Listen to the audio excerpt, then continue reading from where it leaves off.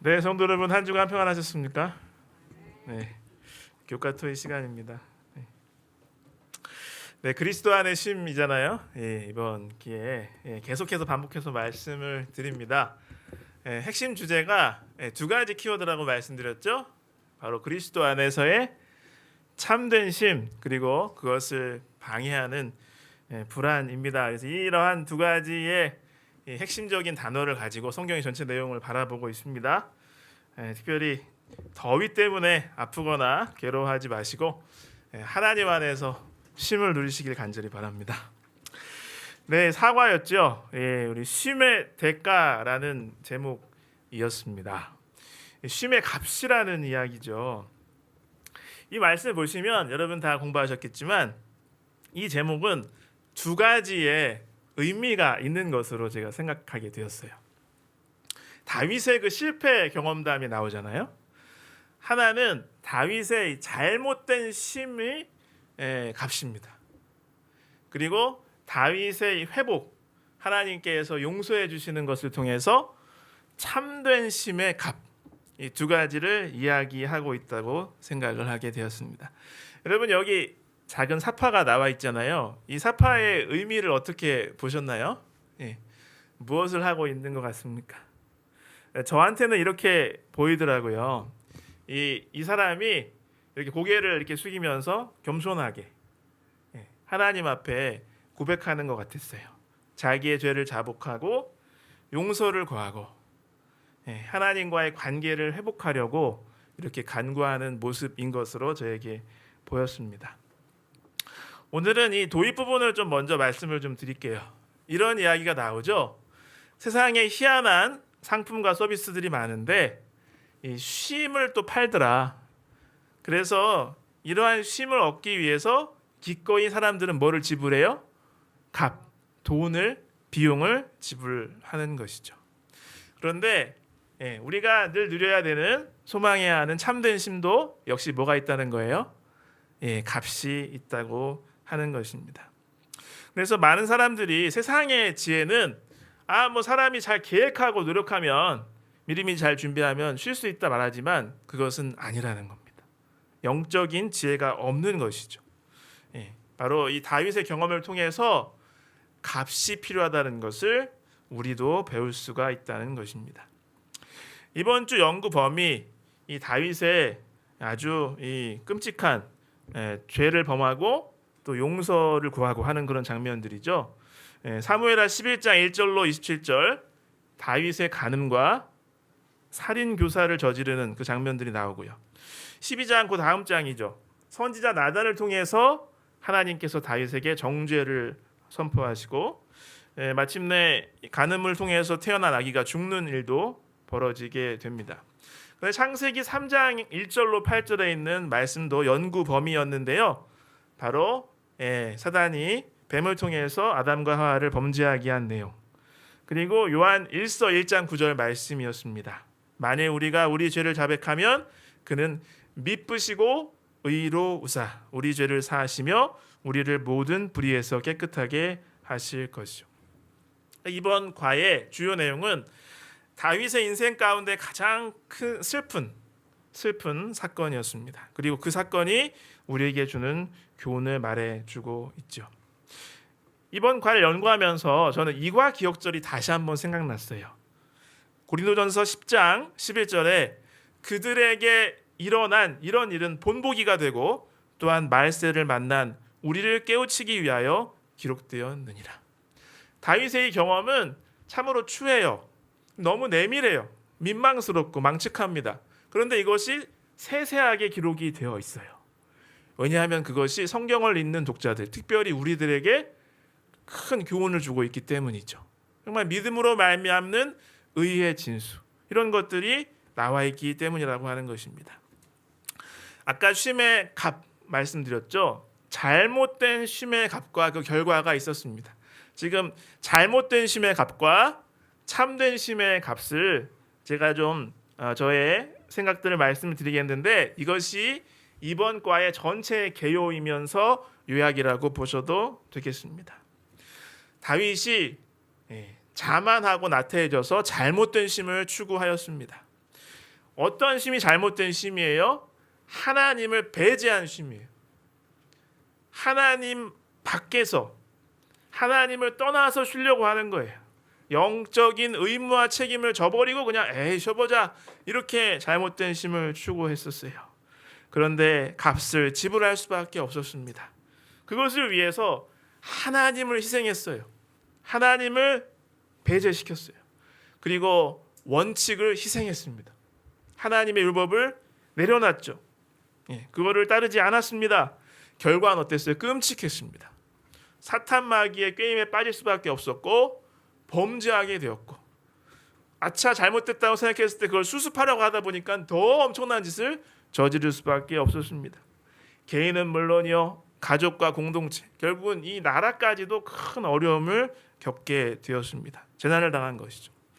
그리고 나서 이제는 참된 쉼을 추구했습니다. 다윗이 그렇게 했습니다.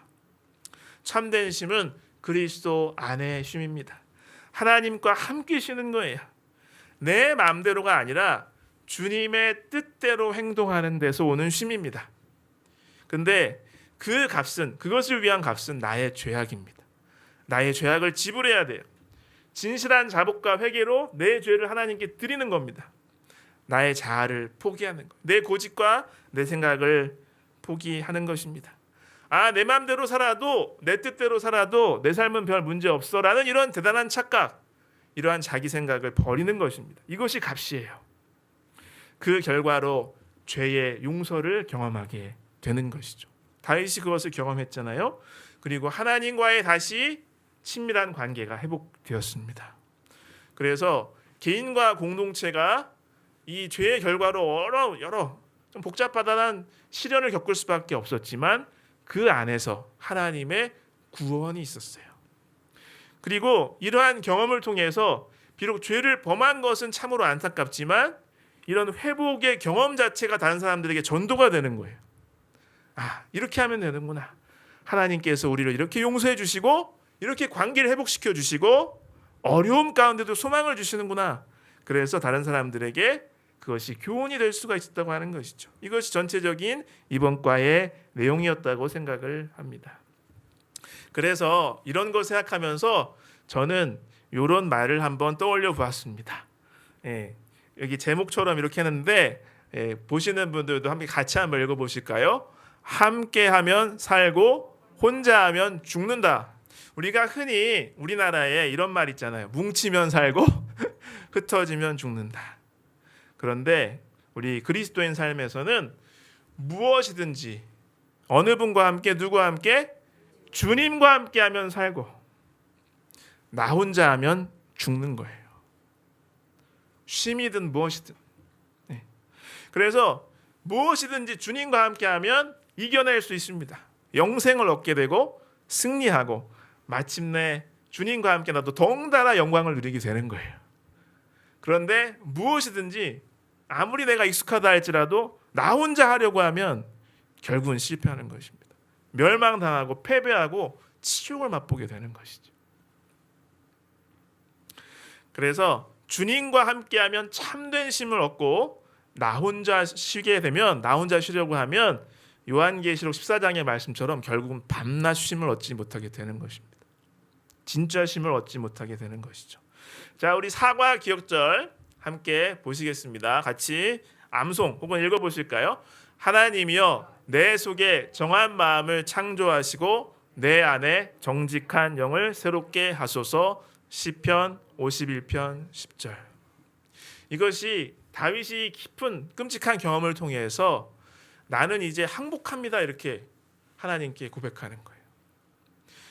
구제불능의 죄인인 자신의 모습을 시인한 것입니다. 내 힘으로는 절대로 안 됩니다. 절대로 나는 죄를 이길 수도 없고 의를 행할 수도 없습니다. 그러니까 하나님께서 해주셔야 됩니다. 여러분, 이 아담의 모든 후손인 인류에게는 이 기억절에서 말하는 정한 마음도 없습니다. 정직한 영도 없어요. 그래서 내가 내 마음을 스스로 깨끗하게 할 수도 없고 하나님 앞에 정직한 사람이 되는 것도 불가능한 일이라고 하는 것입니다. 안 되는 일입니다. 오직 나를 대신하신 그리스도의 희생을 통해서 성령 하나님께서 내 속에 창조 대신 이루어주시는 것입니다. 그래서 바로 이런 태도야말로 아담의 자손인 우리가 승리하고 영생과 천국을 얻을 수 있는 유일한 비결이라는 사실을 우리가 기억하시기를 간절히 바랍니다. 예, 이제 그 한 날씩 좀 신속하게 좀 보고자 하는데요. 이 일요일 내용 보면 제목이 뭐였어요? 되돌릴 수 없는 잘못. 그렇죠? 예. 우리 번역을 되게 잘 해주셨는데 깊은 뜻을 가지고 번역을 해주셨는데 영문 번역에 보면 이 닳고 지친이라는 뜻이 있어요. 이것도 역시 두 가지 의미가 있어요. 일단 지금 이 다윗이 끔찍한 죄를 범한 그 순간에는 나라적으로 국가적으로 뭐 하던 때였어요. 지금 한참 무슨 중이었어요? 전쟁 중이었죠. 이 다윗은 계속 뭐 어쩔 수 없이 그게 뭐 운명적으로 어떻게 보면 상황도 그랬고 계속 전투를 했어요. 계속 전쟁. 그러니까 백성들 얼마나 힘들었겠어요. 계속 전쟁해야 되니까. 그러니까 닳고 지친 거예요. 그 다음에 다윗은 어떤 상태였냐면 세파에 닳고 지쳤어요. 신앙이 퇴색되고 마음이 해이해지고 이 정말 자만심이 막 차오른 거예요. 그래서 한편으로는 다윗의 나태해진 그런 모습으로 한편으로는 전혀 대조적으로 백성들은 지금 전투를 치르고 있으면서 막 목숨을 잃기도 하고 그렇게 전쟁에 지친 그런 모습.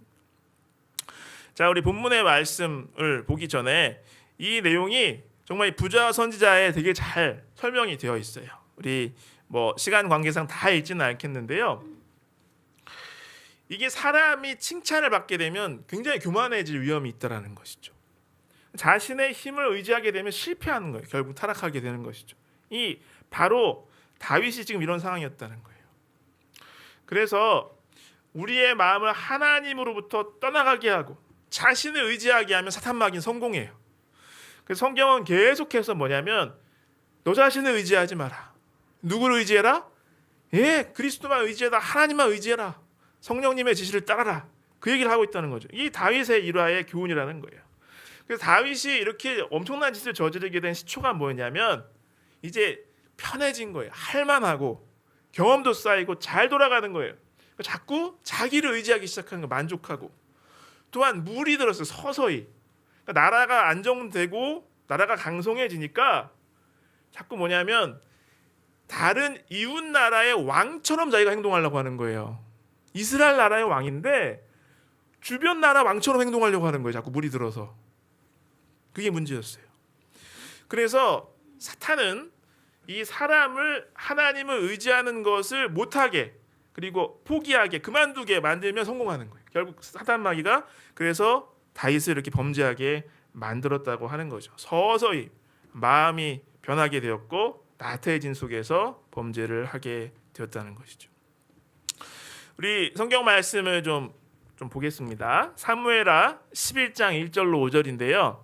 우리 함께 방송으로 참여하시는 분들도 한 절씩 저랑 같이 읽었으면 좋겠습니다. 1절입니다. 그 해가 돌아와 왕들이 출전할 때가 되매 다윗이 요압과 그에게 있는 그의 부하들과 온 이스라엘 군대를 보내니 그들이 암몬 자손을 멸하고 랍바를 에워쌌고 다윗은 예루살렘에 그대로 있더라.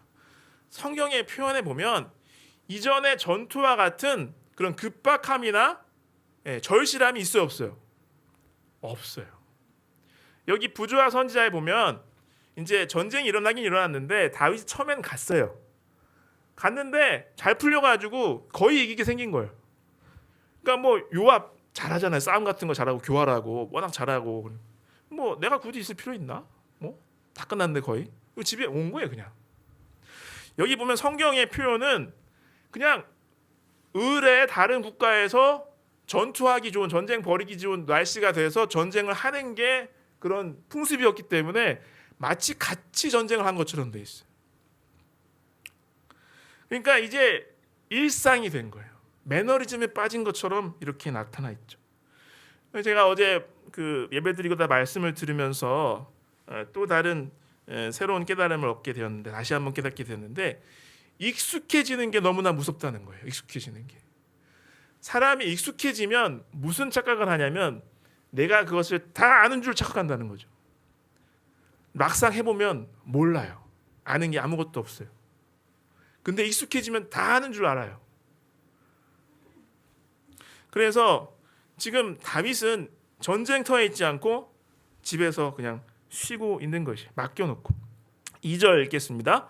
저녁 때에 다윗이 그의 침상에서 일어나 왕궁 옥상에서 거닐다가 그곳에서 보니 한 여인이 목욕을 하는데 심히 아름다워 보이는지라. 때가 어느 때였어요? 저녁 때였어요. 어디서 일어났어요? 침상에서 일어났어요. 낮잠 자다가 백성들 전쟁하고 있는데 일어나서 옥상을 거닐다가 이상한 게 보이는 거예요. 근데 여기 보면 이 다윗이 이제 책임을 다하지 않고 안일에 빠져 있었죠. 예. 근데 여기 보다라는 이 표현이 라라는 말인데 보다 바라보다 조사하다라는 표현이 있어요. 그러니까 보다가 망측한 게 보이면 어우 나 못 볼 거 봤네. 그러면 됐는데 유심히 본 거예요. 보면서 즐긴 거예요. 3절 같이 읽겠습니다. 다윗이 사람을 보내 그 여인을 알아보게 하였더니 그가 아뢰되 그는 엘리암의 딸이요 햇사람 우리아의 아내 밧세바가 아니니까. 사람까지 보내서 누군지 조사하게 했고 4절 다윗이 전령을 보내요. 그 여자를 자기에게로 데려오게 하고 그 여자가 그 부정함을 깨끗하게 하였으므로 더불어 동침함에 그 여자가 자기 집으로 돌아가니라. 여기 데려와서 간음까지 저질렀죠. 4절에 좀 이상한 표현이 있는데 그 여자가 그 부정함을 깨끗하게 하였으므로라는 표현이 있죠. 근데 이게 히브리 성경 원문에는 많은 그 학자들이나 주석가들 말하기를 이게 뒷부분에 있다라는 거예요. 간음을 저지른 다음에 몸을 씻었다는 표현이에요. 근데 이것도 되게 시사하는 바가 큰 게 이게 다 교훈의 말씀이잖아요. 이게 뭐냐면 레위기 15장 18절에 보면 남녀가 성관계를 하면 반드시 의식적으로 몸을 씻게 돼 있어요. 그러니까 밧세바가 10계명은 어겼어요. 간음은 저질렀는데 그러고 나서 뭔 지킨 의식법은 지킨 거예요. 자, 5절 같이 읽겠습니다. 그 여인이 임신함에 사람을 보내 다윗에게 말하여 이르되 내가 임신하였나이다 하니라. 여러분 보면 밧세바는 피해자예요, 공범이에요? 피해자면서 공범인 거예요. 그러니까 그 당시 다윗도 해이해지고 백성들도 이렇게 다 이 신앙이 이렇게 해이해진 거예요. 네. 형식은 지키지만 네. 중요한 거는 하찮게 생각하는 거예요. 자, 그래서 근데 여기 5절에 다윗은 별 생각도 없었어요. 아니 뭐 그럴 수도 있지. 아무도 모르겠지. 그런데 갑자기 임신했다고 연락이 온 거예요. 그러니까 최소한 4절과 5절 사이에 시간이 얼마나 지난 거예요? 네, 한 달 이상 지난 거죠. 네. 저는 이 말씀 보면서 야고보서 1장 15절에 욕심이 잉태한 즉 죄를 낳고 죄가 장성한 즉 사망을 낳는 이 말씀이 떠오르더라고요. 네. 그래서 큰일 난 거죠. 다윗이 별것도 아닐 줄 알았는데 여기 보면 이 교과에서 이 다윗의 이 잘못된 마음을 잘 지적하고 있는데 보세요. 고대 모든 왕들처럼 다윗은 절대 권력을 가지고 있었다. 이 맞는 말이 틀린 말이에요. 사람들의 생각이 세상 사람들의 생각이에요. 다윗에게 절대 권력이 있어요? 없어요. 다윗은 이스라엘 왕이 하나님이 세우신 왕이에요. 근데 이 착각을 하게 된 거예요. 자꾸 이 나라가 평안하고 다른 사람이랑 교류를 하다 보니까 그 다음에 왕으로서 다른 사람들에게 적용되는 법들을 따를 필요가 없었다? 맞는 말이 틀린 말이에요. 틀린 말이죠. 하나님을 무시하는 이방 왕들은 그래요. 근데 다윗은 그러면 돼야 안 돼요. 그럴 수도 없고 그래서도 안 돼요. 이렇게 사람이 이렇게 생각이 변한 거예요. 서서히. 그러나 뒤에 이어지는 다윗의 가족의 안타까운 이야기는 왕이라도 진짜 왕이신 누구께 순종해야 돼요? 하나님께 순종해야 된다는 거죠. 그래서 이 법은 우리의 행복을 위해서 주신 거잖아요. 그거 어기면 불행해지는 건 당연한 결말이라고 하는 것이죠. 그러니까 다윗은 착각을 하고 있었어요. 재미있는 것은 본문 읽어봐서 아시겠지만 다윗의 범죄를 묘사한 그 말씀 그 장 중에는 하나님에 대한 언급이 없습니다. 마지막에 딱 한 번 나와요. 다윗이 행한 그 일이 여호와 보시기에 악하였더라. 그러니까 다윗이 지금 하나님을 전혀 생각하지 않고 지 맘대로 한 거예요. 네. 그래서 자만하고 그동안에 이룬 성공 때문에 왕 노릇에 익숙해지면서 마치 자기가 이방 나라의 왕인 것처럼 행동한 거예요. 여러분, 우리의 삶에 왕이 계시다는 사실을 꼭 잊지 마시길 간절히 바랍니다. 그래서 결국은 더 큰 일을 저지르죠. 덜컥 임신해버리니까 큰일 났거든요.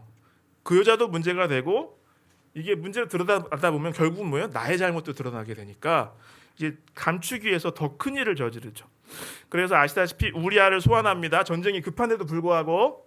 그래서 집에서 부인과 시간을 보내라고 그랬는데 우리아는 너무 왕한테 충성하고 신의를 지키고 도의를 지키느라고 안 가, 이틀 동안. 그러니까 어쩔 수가 없으니까 요압에게 편지를 보내서 전사로 위장해서 교묘하게 암살해라, 이런 짓까지 저지르죠. 그래서 그것까지 끝난 줄 알았어요. 그걸로 그냥 무마된 줄 알았죠. 그리고 남편의 장례를 밧세바가 마친 후에 또 얼른 아내로 맞았죠. 그래야 그 아이가 누구 아이가 된 거예요? 정상적인 합법적인 아이가 되잖아요. 교묘하게 한 것입니다. 하나님은 전혀 생각하지 않고 다른 사람들의 눈만 생각한 겁니다. 그래서 여기 부좌 선지자 719쪽에도 나오지만 사단 마귀는 이 맞춤형 유혹을 하는 거예요. 사울한테는 사울이 연약한 시기심으로 공략을 했고, 다윗한테는 자만심과 더불어 여자에 좀 약했던 것 같아요. 이런 걸, 그걸 공략했다는 거예요. 네. 근데 여기에 이 우리아의 고백은 정말 우리에게, 독자들에게 주는 그 교훈이 큽니다. 여기 보면 뭐라고 말해요? 사무엘하 11장 11절에 언약궤와 이스라엘과 유다가 야영 중에 있고 내 주 요압과 내 왕의 부하들이 바깥들에 진치고 있거늘 내가 어찌 내 집으로 가서 먹고 마시고 내 처와 같이 자리일까? 두 번이나 그래요. 이틀째는 제정신이 아니었는데도 안 가요. 이것 때문에. 얼마나 멋진 사람이에요. 사실 우리아의 이 말 자체는 성경 독자들에게 다윗이 지금 얼마나 마음이 부패 있는지를 지적하는 거예요. 이 말은 사실 다윗이 했어야 될 말이에요. 왜 지금 여기 있는 거예요? 지금 백성들은 죽고 있는데, 나가서 싸우고 있는데, 그렇죠? 다윗이 실천해야 됐을 행동입니다. 언약궤도 전쟁터 있고, 다윗은 왜 여기 있는 거예요 지금? 그렇죠? 아직 전쟁이 안 끝났는데. 근데 오히려 이방인 출신인 우리아가 이렇게 행동한 거예요, 왕처럼. 예. 그래서 다윗은 이스라엘 백성들이 야영하고 고난 당하면서 목숨 걸고 전쟁하는 도중에 편안하게 자기 집의 호화로운 궁궐에 머물면서 먹고 마시고 낮잠도 자고 자기 아내들과 잘 뿐만 아니라 남의 아내와도 잔 거예요. 하나님을 따른다고 공언하는 사람이 하나님을 무시하고 제멋대로 행동을 하게 되면 하나님 섬기지 않는 사람들로부터 수치를 당합니다. 그래서 이 우리아는 이방인 출신이었으나 참 이스라엘 백성의 마음 자세를 가지고 있었죠. 그래서 이 세 사람의 행동을 거역과 순종이라는 것으로 보니까 되게 재밌더라고요. 다윗은 자기가 왕인 줄 알았어, 착각하고 진짜 왕이신 하나님을 무시하고 원칙 없이 충동적으로 행동했어요. 문제가 걷잡을 수 없이 커졌습니다. 근데 밧세바는 남편이 왕의 부하예요, 자기가 왕의 부하예요? 남편이 왕의 부하잖아요. 근데 자기가 직속 부하가 아니었는데도 다윗이 부당한 유혹과 제안을 했을 때 거절했다는 말이 전혀 없어요. 그리고 십계명은 범하고서 의식법은 행합니다. 우리아는 왕의 직속 부하예요. 그런데 왕이 집에 가서 쉬어. 근데 도의와 신의와 충의를 지키느라고, 왕에 대한 충의를 지키느라고 그걸 거역합니다. 그럼 셋 중에 누가 진정한 순종을 했어요? 그렇죠. 겉으로는 순종했지만 실제로 거역했던 인물은 누굽니까? 밧세바 같은 인물이에요. 그래서 다윗은 지금 잘못된 심을 추구했어요. 자기 책임으로부터 이탈하고 하나님 없이 혼자 쉬려고 그랬어요. 특권만 누리고. 그러니까 결국은 이렇게 꾀임에 빠져서 끔찍한 일을 저지를 수밖에 없었다고 하는 것입니다. 그래서 아무리 신실한 사람이라도 사단 마귀는 그 사람이 연약한 부분을 공략하기 때문에 우리가 하나님을 의지하지 않는 순간 우리는 속절없이 당할 수밖에 없다고 하는 것입니다. 그래서 우리에게 질문을 던지고 있죠. 우리에게 약점이 있습니까, 없습니까? 있죠. 그러니까 핵심은 뭐냐면 그 내가 뭐 강점 약점 이게 아니고 내가 하나님께 도움을 구하느냐 하나님의 손을 붙잡느냐 아니냐 이거라는 거예요. 이거. 예. 여러분 저와 여러분 한 주간 사시면서 언제나 겸손하게 하나님의 도우심을 간절히 구하고 손을 붙잡고 사시길 간절히 바랍니다. 이제 그 월요일 내용 보니까 경종을 울리는 소리. 선지자 누구를 통해서요? 나단을 통해서. 영어 제목이 재밌어요. 예. 일어나라라는 이 알람, 웨이크업 콜을 주신 거예요. 그래서 뭐 다 읽지 않겠습니다. 시간도 많이 없고 이 양치기 목동의 예화를 들어서 이야기를 하죠. 예. 부자 그 목자가 있었고 가난한 목자가 있었는데 딸처럼 아끼는 그 양을 부자가 그냥 잡아가지고 자기가 이렇게 죽여서 요리해버렸다, 잡아버렸다 이렇게 얘기를 하는 것이죠. 그러니까 다윗이 뭐래요? 그런 짓을 한 사람은 마땅히 죽을 사람이라고. 죽을 사람이라고. 그러니까 지금 이 이야기를 들으면서 그게 자기인지 자기 이야기인지 아는 걸 모르는 거예요. 아직도 모르는 거예요. 아직도. 나단이 당신이라고 말하기 전까지. 그제서야 깨어난 거죠. 여기 하나님께서 뭐라고 말씀하시는지 보세요. 너 원래 목동이었잖아. 그런데 사울의 손에서 정말 10년 넘게 죽을 뻔했는데 다 구해줬지. 왕이 차지하게 해줬지. 원래 왕한테 돌아가는 부인 처첩들도 줬지. 뭐가 더 아쉬워? 네가 혹시 부인 더 필요하면 줄 수 있잖아. 그것까지 허용해줬잖아. 이게 사실 이건 허용적인 거죠. 원래 하나님께 싫어하시는 거지만. 근데 이런 짓을 저질러? 그러니까 네가 왜 왕처럼 행동하는 걸 하고 하는 것이죠. 내가 왕인데 나를 왜 멸시하느냐 이렇게 말씀하신 거죠. 민수기 32장 23절 너희가 만일 그같이 아니하면 여호와께 범죄함이니 너희 죄가 반드시 너희를 찾아낼 줄 알라. 다윗은 나단을 지적하는 것 전까지 사람들 눈에만 그럴듯해 보이고 문제가 안 되면 괜찮다고 생각했어요. 완전 범죄를 꿈꾼 거죠. 그러나 완전 범죄가 가능해요? 가능하지 않습니다. 절대 안 됩니다. 히브리서 4장 13절 같이 읽으실까요? 지으신 것이 하나도 그 앞에 나타나지 않음이 없고 우리의 결산을 받으실 이에 눈앞에 만물이 벌거벗은 것 같이 드러나느니라. 하나님께서 모든 것을 아시고 하나님의 심판을 통해서 모든 것이 밝히 드러나는 것입니다. 그래서 나단이 그 사람이 당신이라 이렇게 말하니까 그 순간에 정신이 번쩍 든 거예요. 그래서 이때 다윗은 양심이 다시 작동을 하면서 하나님의 아픔을 느꼈을 것이다. 그리고 깨달은 다음에 말할 수 없는 슬픔을 느끼게 됩니다. 그래서 죄를 고백하고 그때 시편 51편에 보면 딱 앞에 부제를 정확히 박아놨어요. 뭐라고 돼 있어요? 다윗의 시, 이거 다윗이 지은 거예요. 모든 시편이 다 다윗이 쓰진 않았죠. 대부분을 썼죠. 그리고 인도자를 따라 부르는 노래. 그러니까 이게 언제 부른 거예요? 나중에 예배드릴 때 부른 거예요, 이거를. 근데 언제 지은 시라고? 다윗이 밧세바 동침한 후에 선지자 나단이 그에게 왔을 때.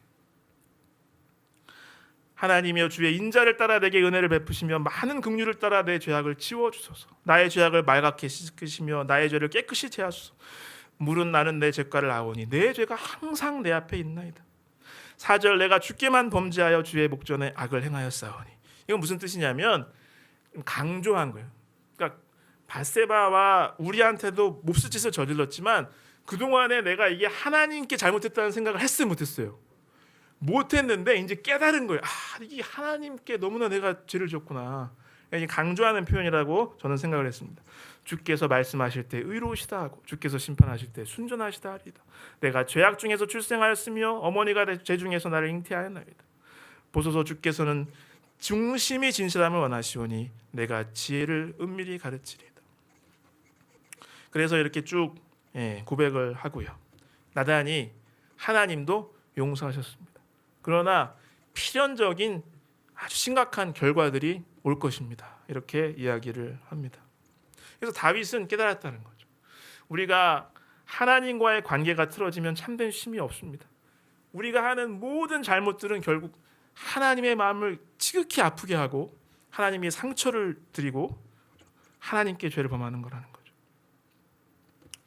그래서 나단은 깨닫게 되었습니다. 하나님 앞에 큰 죄인임을 깨닫게 되었죠. 그래서 우리가 하나님 앞에 죄를 고백하고 관계가 회복되는 것만이 참된 쉼을 누릴 수 있는 비결이라는 거죠. 화요일 내용 보면 용서받으면 끝이라고 되어 있잖아요. 영어 제목에는 용서받았으면 잊혀지는 것인가? 라고 되어 있어요. 하나님께서 관계는 회복해 주셨고 용서해 주셨지만 필연적인 죄의 끔찍한 결과들이 뒤따랐습니다. 나단이 예언을 했고 그것이 성취되죠. 간음으로 인해서 태어난 아기는 병들어 죽게 되었고 다윗의 가족에 다윗이 저질렀던 것보다 더 끔찍한 일들을 아들들이 저지르기 시작하는 거예요. 그렇죠? 그래서 한 아들은 이복 누이를 강간한 다음에 그 다음에 또 버리기까지 하고요. 미워하고 그래서 그것에 앙심을 품고 압살롬은 2년 만에 그 자기 형제를 암살해 버리죠. 그리고 압살롬은 재능도 되게 뛰어났고 백성들의 신망을 한 몸에 받던 사람이었는데 아버지께 반역했고요. 결국 나단이 예고한 대로 백주 대낮에 왕위는 내가 찬탈했다 이걸 보여주기 위해서 아버지의 후궁들을 다 이렇게 함께 간음하는 일을 벌입니다. 필연적인 죄의 악한 결과들을 돌이킬 수는 없었습니다. 다윗은 그러나 이런 비참한 자신의 죄의 결과에도 불구하고 마침내 이 시편 51편을 보면 바로 이 구원의 원리와 이 하나님의 회복시켜 주시는 그런 은혜와 이런 것들이 다 나타나 있죠. 그래서 하나님께서 하나님의 은혜로 모든 것을 회복시켜 줄 것을 믿게 되었다고 하는 것입니다. 저는 이 말씀이 생각났어요. 우리 출애굽기 20장에 보면 십계명에서 나를 미워하는 자의 죄를 갚되 아버지로부터 아들에게로 3, 4대까지 이르게 하거니와 나를 사랑하고 내 계명을 지키는 자에게는 1000대까지 은혜를 베푸느니라 이렇게 말씀하셨잖아요. 저는 처음에는 왜 아버지의 죄가 3, 4대까지 이렇게 하나님께서 갚으신다고 했지 이렇게 생각했는데 제가 한 거의 20년 전에 이렇게 비행 청소년들을 이렇게 상담할 수 있는 그런 기회가 있었거든요. 일을 하다 그러다 깨달았어요. 아, 이거는 하나님께서 복수하신다는 의미가 아니고 죄의 결과가 그렇게 아주 치명적이고 심각하다는 뜻이구나. 오히려 죄의 저주를 하나님께서 자비로 3, 4대 만에 끝나게 해주신다는 표현이구나라는 생각을 하게 되었어요. 그렇지만 은혜는 주님께 용서를 구하고 자비를 구하고 관계를 회복하려고 하는 사람들에게는 은혜를 몇 대까지 베푸시는 거예요? 1000대까지 베풀어 주신다는 거죠. 그래서 이 시편 51편의 이 모든 내용들을 보면 이 다윗은 그 전까지는 어떻게든 숨기려고 했죠. 이젠 공개적으로 죄를 지적받고 공개적으로 회개를 합니다. 그리고 더 놀라운 것은 이것을 예배 음악으로 만들어서 그 이후에 백성들이 부르도록 해요. 계속 노래를 부르도록. 그때마다 다윗 왕이 밧세바 간음하고 남편 죽이고 그 다음에 지적받은 다음에 회개하는 기도를 올렸구나. 항상 생각하는 거. 더 이상 자신의 죄를 숨길 필요가 없었고 숨기려고 하지도 않았습니다. 그래서 나의 죄를 깨달은 후에 우리는 인정해야 되고 내가 구제불능이고 속죄롭다는 사실을 인정하고 하나님께 간구하고 우리가 하나님께 다가가지 못하게 만드는 사단의 계속 목소리가 있거든요. 사단의 그런 괴계가 있는데 그때 다윗도 용서해 주신 하나님을 생각하면서 용기를 얻으라라고 이렇게 이야기하고 있습니다. 자, 수요일 내용입니다. 새롭게 하심인데요. 그래서 여기 시편 51편의 내용을 보면 이 기쁨과 즐거움을 회복시켜 주기를 간청하잖아요. 너무 대담한 표현인 것 같은데 이것은 다르게 표현한 문장을 보면 우리에게 지혜를 준다라고 이야기하고 있습니다. 하나님을 예배하는 자들의 기쁨과 즐거움으로 가득한 하나님의 성소로 내가 다시 가길 원합니다. 그러니까 다윗은 단지 자기의 과오가 씻겨지거나 잊혀지길 바란 게 아니라 하나님과의 관계가 회복되길 바랐던 거예요. 관계가 회복되길. 이것이 굉장히 중요한 특징입니다. 그래서 이게 그리스도교 우리 신앙의 중요한 특징이죠. 우리는 하나님과의 개인적이며 인격적이며 친밀한 관계가 굉장히 중요합니다. 옳고 그르냐보다도 그것이 더 기초적으로 중요해요. 관계 회복이 중요한 거예요. 그래서 여기 교과는 아담과 하와의 태도와 다윗의 태도를 비교하고 있습니다. 다윗도 처음에는 숨기려고 했어요. 숨기려고 했습니다. 그러나 죄를 지적받은 다음에는 그러려고 하질 않았어요. 그럴 필요도 없었고, 예. 그래서 관계 회복을 바랬습니다. 공개적으로 회개하고요. 예. 그래서 그는 이제 자신의 전혀 신뢰하지 않게 되었습니다.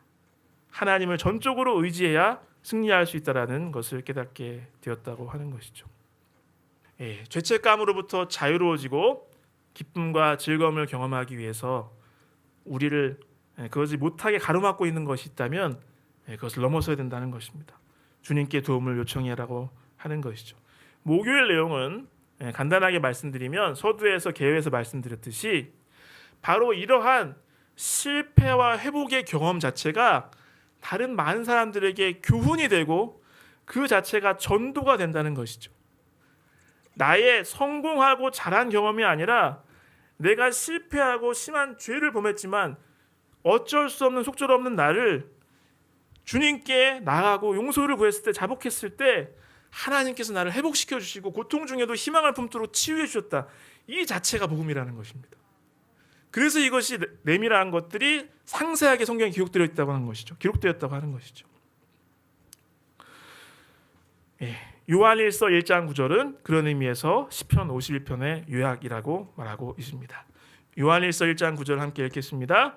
만일 우리가 우리 죄를 자백하면 그는 미쁘시고 의로우사 우리 죄를 사하시며 우리를 모든 불의에서 깨끗하게 하실 것이죠. 그러니까 우리가 사실 다윗처럼 우리에게도 죄와 허물이 많아요? 아니면 아유 다윗은 그런 짓까지 저질렀는데 다윗보다 우리가 나은 사람이에요. 똑같죠. 예수님께서 십계명 다 해설해 주셨잖아요. 드러나거나 드러나지 않은 차이밖에 없는 거예요. 마음속에 딴 사람을 미워하거나 하면 똑같은 거예요. 그러니까 우리는 하나님 앞에 나가서 속절었음을 인정하고 하나님의 치유와 회복을 경험하면 그 자체 경험이 뭐가 되는 거예요? 전도가 되는 거예요. 다른 사람한테. 그 자체 경험이. 그래서 축복의 통로 증언보감 1권입니다. 그리스도인들은 자신들을 오로지 자비와 축복의 모든 선한 것의 근원이 되시는 분으로부터 그들의 동료 인간들에게로 흘러갈 때 통하는 통로로만 간주해야 한다. 동료 인간들의 회개로 말미암아 그들은 하늘의 선물을 그들과 함께 나누게 된 자들이 드리는 헌물과 찬양을 통하여 하늘로 물결치듯 일어나는 영광의 환호를 보내게 된다. 더 깊은 연구를 위하여 여기 부조화 선지자 725, 726쪽을 읽고 마무리하겠습니다. 다윗의 역사에서 이 대목은 인류의 투쟁과 시험 그리고 하나님께 진정한 회개와 우리 주 예수 그리스도께 대한 신앙에 관하여 우리에게 주어진 가장 힘있는 예증의 하나이다. 각 시대를 통하여 범죄하고 절망에 빠져 자포자기하려던 무수한 하나님의 자녀들이 다윗이 성실하게 회개하고 자복함으로 하나님의 간합하심을 받았던 일을 기억하고 그들도 역시 회개할 용기를 가지고 다시 하나님의 계명의 길로 행하려고 노력하였다. 누구든지 하나님의 책망을 받고 다윗처럼 겸비하게 자복하고 회개하는 자에게는 희망이 있음을 확신할 수 있다. 여호와께서는 참으로 회개하는 영혼을 결코 버리지 않으실 것이다. 우리가 하나님께 나가서요 용서를 구하고 관계를 회복해야 되는 것입니다. 그러면 그 경험 자체가 가장 훌륭한 증거, 전도가 되는 것이고 하나님의 영광을 드높이는 일이 될 줄로 믿습니다. 우리 한 주일 사시면서 주님의 용서해 주시고 회복해 주시는 은혜를 풍성히 누리시는 모두가 되시길 간절히 바랍니다. 기도...